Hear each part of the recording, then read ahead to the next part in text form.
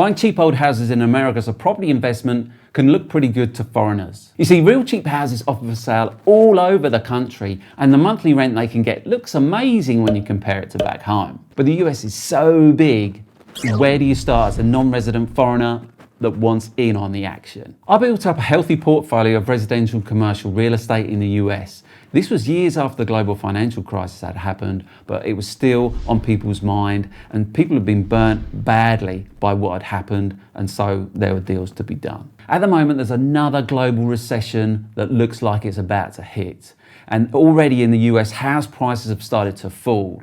Could we be seeing another global financial recession to hit the US like we did in 2008? So that's why it's really important to cover whether you can really buy cheap old houses in America that make money, the biggest challenges you face as a foreigner, where you can find these cheap houses, and most importantly, how can you benefit from the information in this video to build your own property portfolio and make money. I'm not American and I don't live in America, but I thought it was a good idea to buy cheap old houses in America as a property investment. I'd already bought some commercial property in the US when I stumbled across this residential opportunity in another state. Rents were high and house prices were cheap relative to the amount of rental income that you could get. And that's why I thought this opportunity was something I should delve into deeper, and I started reaching out to brokers about residential properties in this particular area. This property I bought remotely, sight unseen, and it actually came from a commercial broker that I've been dealing with and making offers on commercial property in this particular area, and he came to me with this pocket listing.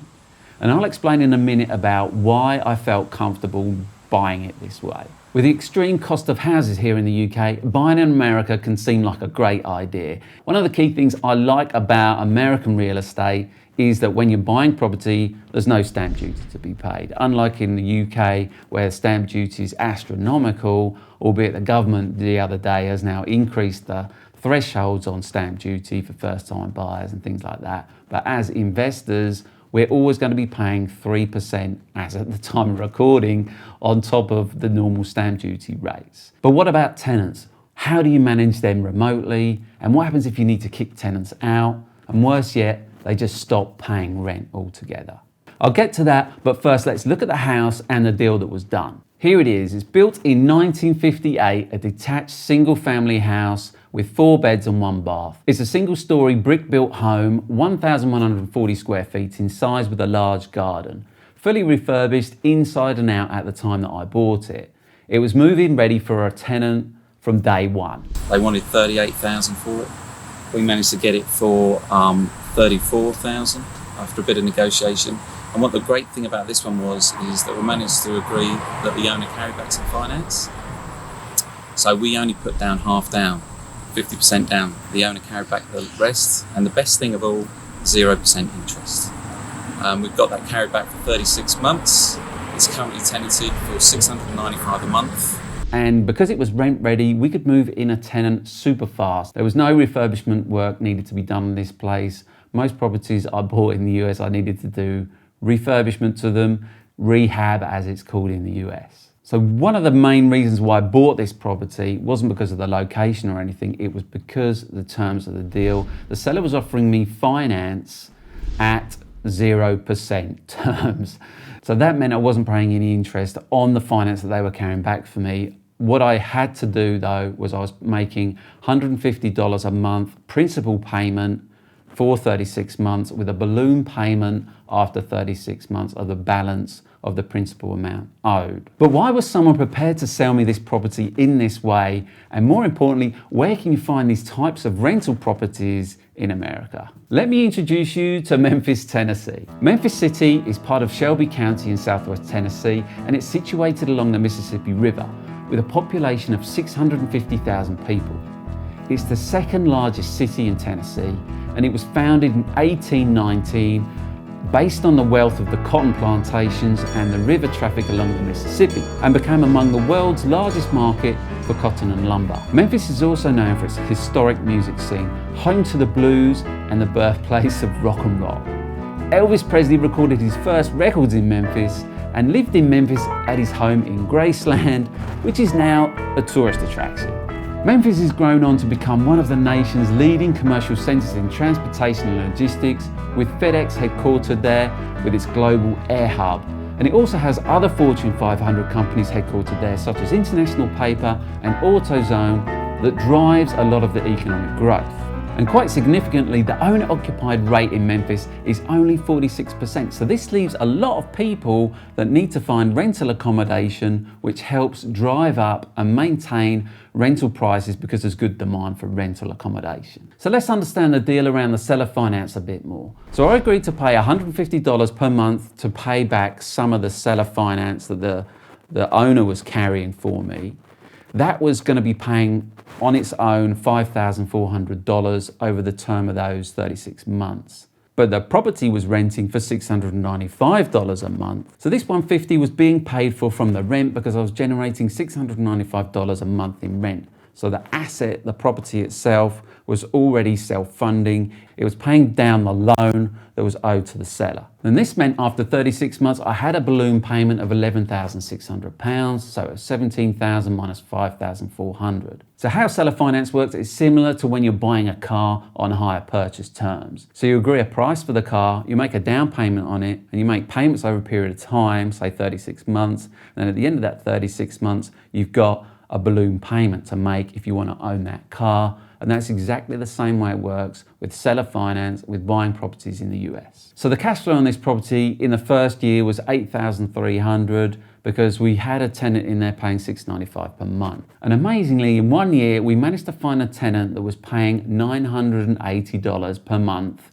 and that was for 12 months. And that amount of money, $11,760, was enough alone to make that balloon payment. So we owed $11,600. So you can see the property didn't cost me any more than $17,000 because it was fully tenanted and income producing property. Even though I'd agreed a price of $34,000 for it, the asset, the property itself, was paying down the rest of that note payment, the loan, that's $17,000. So once I'd fully paid that note, the seller finance off, I owned that property debt-free and clear, and it was generating me in the worst months when it was tenanted $695 a month. So then going forward another 2 years, that property's paid me back all the cash that I put into it, and then my return is infinite. I have no money left in the deal.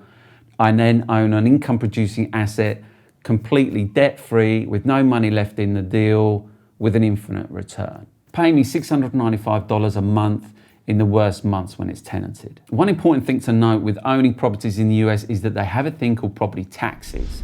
Now you might think, well, that's probably similar to the property taxes we have here, such as the council tax in the UK, but it's not really, because council taxes in the UK, we kind of have fixed bands and fixed amounts. With property in the US, the property tax isn't banded, it's based on the value of your home. So the more expensive your home is, the higher percentage you pay as property tax.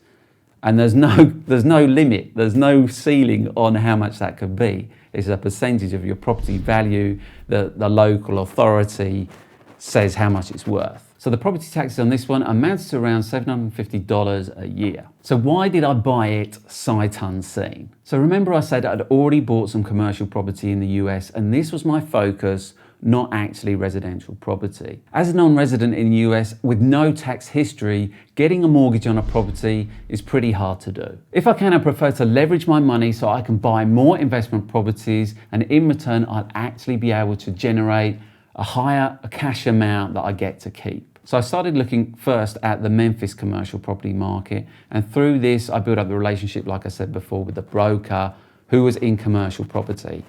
And he had something called a pocket listing, which means that it wasn't on the MLS.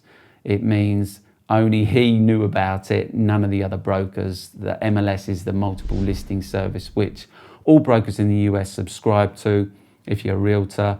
And on it, it has conditions of what kind of commission they'll be offering and any other agent's notes about the properties that they've got advertised for sale. So at this point, I hadn't actually gone to Memphis. I'd only been talking to people via email or on the phone, and I'd built up some relationships, and I did my own research on the area. So I really was quite comfortable about which areas were good and which areas were bad. but I still decided to get on a plane and go over to Memphis and double check the due diligence that I'd already thought I knew by walking the streets at different times of the day, going and meeting with different brokers, going and meeting with property managers, because ultimately I wanted to have someone that was looking after the property, looking after the tenants, that knew the processes, the procedures, the laws, the obligations locally in the US, in Memphis specifically. So I spent 3 weeks over there walking the streets, specifically targeting the areas that I thought were good and making offers. So I told lots of people that I wanted to buy property with seller finance, because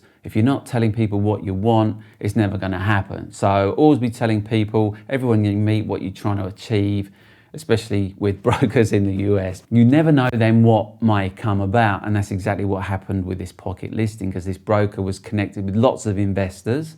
He'd been in the market for a long time. I think he'd got over 20 years experience, and he started bringing me properties where investors wanted to offload their portfolio. So he wasn't just bringing me one or two, he was bringing me batches of like 10 properties at a time, where the investor was prepared to offer seller finance if I bought a bulk load of properties. So he brought me a good number of properties, and in the end, I ended up buying 7 properties through this one particular broker, all on seller finance terms in Memphis. All of the properties I bought were off market, and I got them on similar terms to the one that I've described before. I did sacrifice location on these particular ones though, but because the opportunity was so good, I was happy to sacrifice that if I could get seller finance. I did end up buying in the areas that I wanted to buy in as well, but with those properties, I couldn't get as creative. I had to put all cash down. But what I did do was I lowballed those people. Well, I got it well below ask as much as I could do, to the point where I found a win-win solution. So the seller was happy to sell it to me, and I was happy to pay for it at that price. So everyone was happy, but they were all cash deals. So when it comes to buying properties in the US, you need to get a property manager involved, and that's who's going to manage the tenants for you.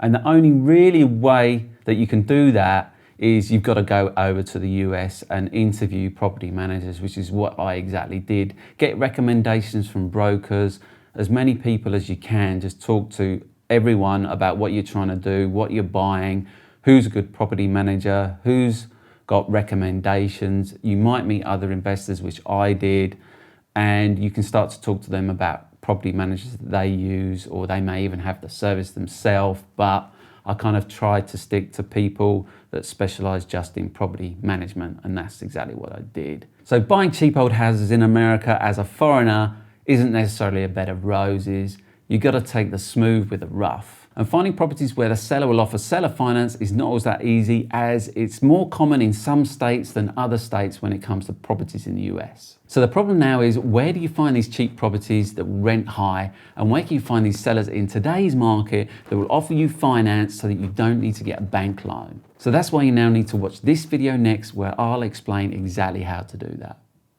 Thanks very much for watching. I really do appreciate it, and I'll see you in the next video.